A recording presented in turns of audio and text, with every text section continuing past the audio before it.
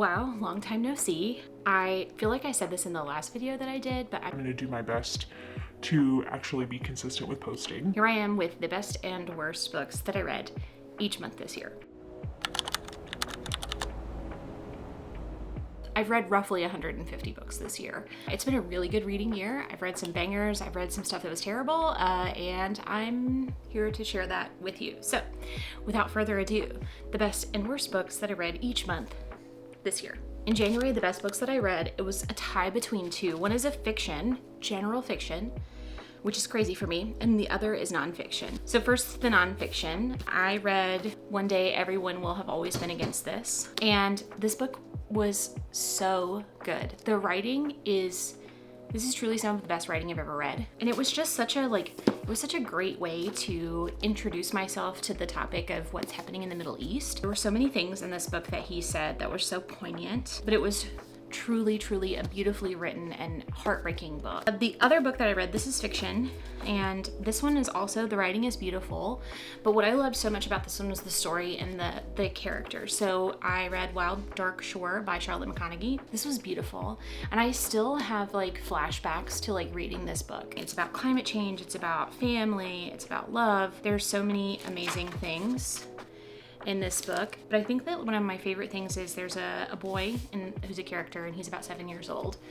And the premise is that this family lives on this island that is being ravaged, actively ravaged by climate change. They're there because there is a seed vault, and they're there to protect the seeds. And there's millions of seeds in this seed vault. Some of them all date all the way back to the Jurassic period. And this woman washes up on shore, and she doesn't know how she got there or why she's there. And so it's a little bit of a mystery.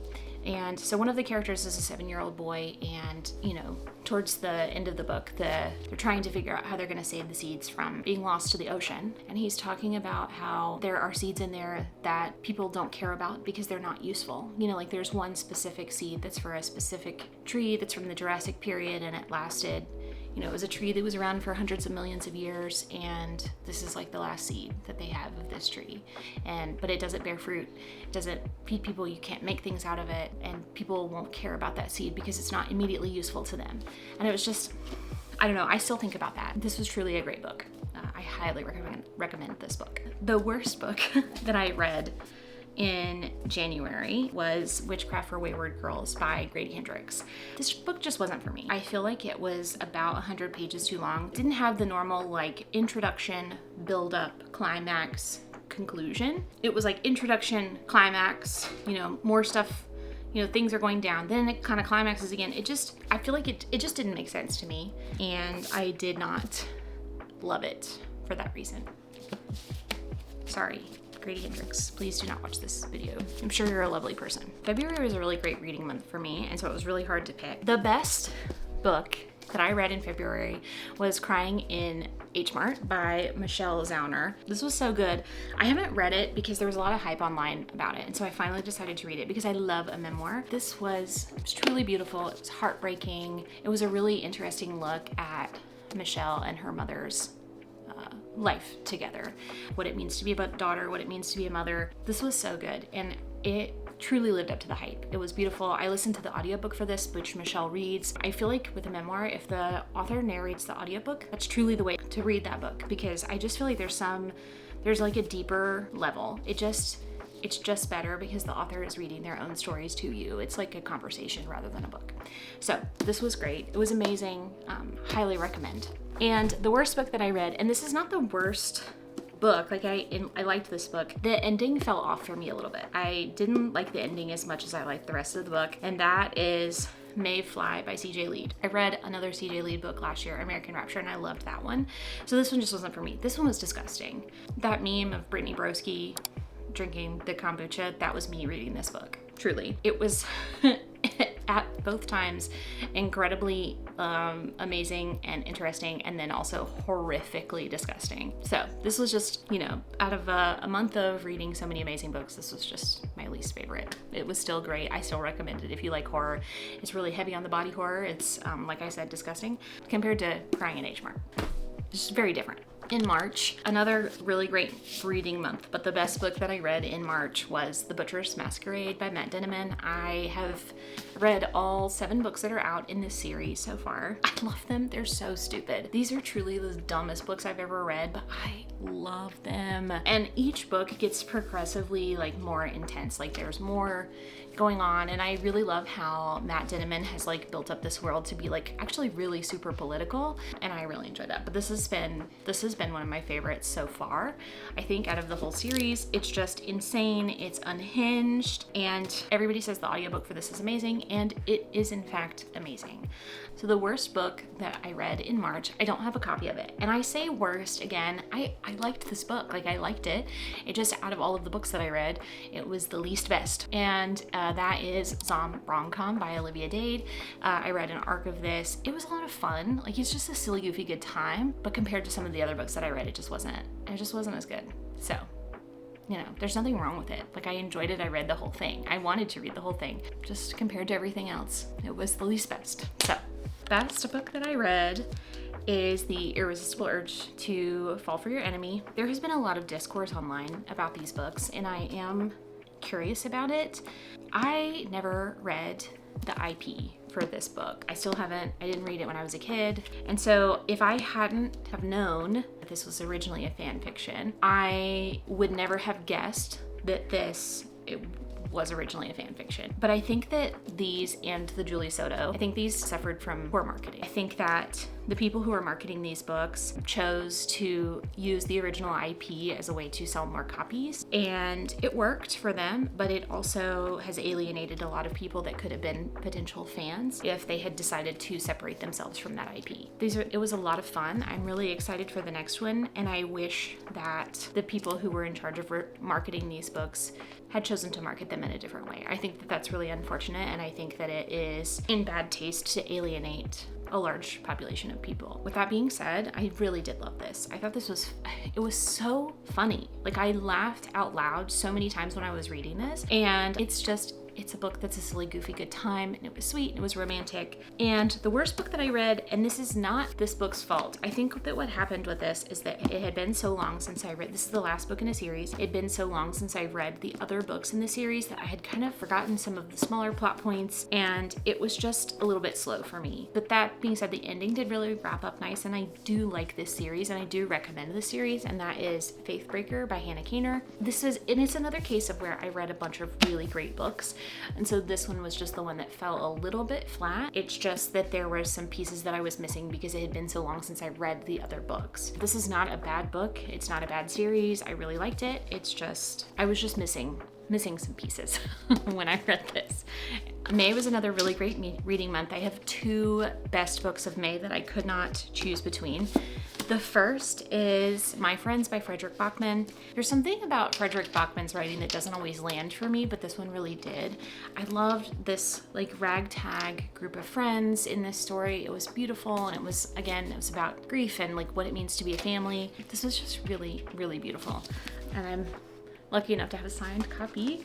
This was really, really amazing. The other favorite book, this is another horror. I had a really great horror year, and that is The Buffalo Hunter by Stephen Graham Jones. I listened to the audiobook for this book, and the audiobook was really great. And I think that the audiobook helped because it was a cast, and the timeline and the storytelling in this book is pretty interesting. It's a little bit different, but this is also signed. His books are really brutal and also like really beautiful. I can see how this book would not be for everybody. It's a little bit different, but I liked that sort of experimental side of this. I really, really like this, and I liked it's kind of a different take on a vampire novel. The worst book that I read in May, and that was Silver Elite by Danny Francis. This book. I read the whole thing, and I'm contemplating reading the next in the series to see if it gets any better. This was truly terrible. It didn't make any sense. It was insta-love. It was not good. It was not good. I fell for the hype online, and I am vowing next year, 2026, if anybody gets online and talks about how amazing a book is, how it's dystopian and it's romance and blah, blah, blah, I will not be reading that book until some actual reviewers review it and not people who I think are just being paid to review this book. I think somebody pointed out that there's like spelling errors and stuff like that and punctuation errors on the first page. Hot garbage. And I read the whole thing. So in June, I read one of the best books that I have read this year, and that is Red City by Marie Lu. This book, listen to me when I tell you this book was so good. This book was so good. It had everything. There was a really great friendship to like unrequited love arc that I ate up. It was like a little bit mafia. It was a little bit noir almost. It was kind of vintage feeling. I cannot describe to you how amazing this book was. I loved the characters. I loved how flawed they were. They were not good people. I wanted so badly for them to fall in love, and they just, the circumstances. This book killed me. I cried at the end. I don't cry at books very often. This one was so good. I have 3 copies. I have, this is the Waterstones edition. I have the US edition. I have an Owl Crate edition, and I have the Galley. This is one where people have got online and talked about how good it is, and it's because it's actually good. So the worst book that I read was a YA, and I think some of it is that it was a YA and I just was not ready to read a YA. Like I wasn't in the headspace for a YA, and that was A Ruinous Fate by, I can't even remember the author's name. I just didn't like it. I didn't like the characters. There was not really anything about this book that I liked. So, and I kind of hate read it. I kept hoping that it would get better. In July, I had another really good reading month. The best book I read in July was Hemlock and Silver by T. Kingfisher. I loved this. I ate it up. Snow White retelling. It was a little bit different. It was a little bit quirky and weird. It was all things T. Kingfisher, and I just really liked this. It kind of like got a little crazy towards the end and like went off the rails. But yeah, it was just a lot of fun. Like I really liked T. Kingfisher's books, and this one was no exception. The worst book that I read in July, and this is by no means, it was not a bad book. It was a book that wasn't for me, and it was a book that I felt like had too many things going on and didn't know what it wanted to do. And that was The Unraveling of Julia, I think is what it was called, by Lisa Scotolini.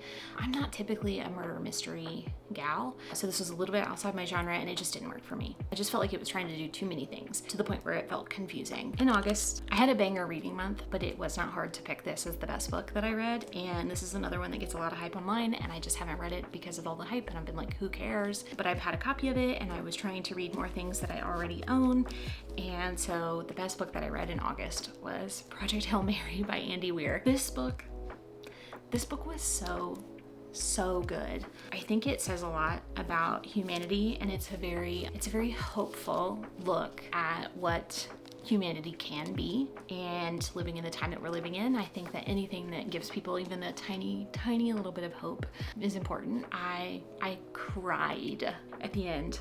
It was terrifying at times. Like I was on the edge of my seat. There's a lot of science, so if you're not into science, like maybe this isn't the one for you, but also you should just give it a try just in case, just to see. This one deserves all of the hype that it gets. It truly does, and I'm really excited to see the movie. It's coming out in March. This was really good. The worst book that I read for this month, again, it's not a bad book. I read the entire thing. I wanted to read the entire thing, and I physically read the entire thing, and that was Bitten by Stephanie Jordan Gray. It is Twilight. It felt very Twilight-esque. Vampires, werewolves. No, not vampires. It was just werewolves.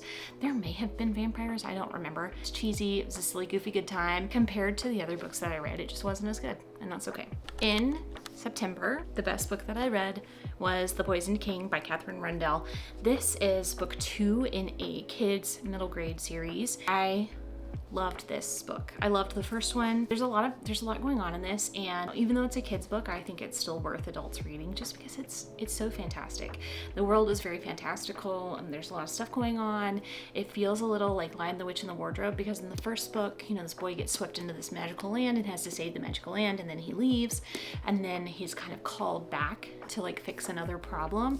And so I think it leaves itself open for there to be a lot of books in this series. Just a lot of fun. They tackle some really difficult issues for kids, but like in a really beautiful and meaningful way. These books are just really good. The first one is Impossible Creatures. This one is The Poisoned King, and I can't wait to see if there's going to be another one that comes out soon. So, the worst book that I read in September was Twilight.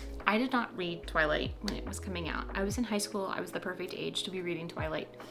There were some people that I knew that were reading Twilight and were obsessed with it, and I didn't really care for them, and so I refused to read Twilight. And I read it as an adult, and my God, what a walking red flag everyone in those books are. It was truly atrocious. The writing was not good, the story was not good, but it did leave me kind of curious to read the next one. I haven't yet.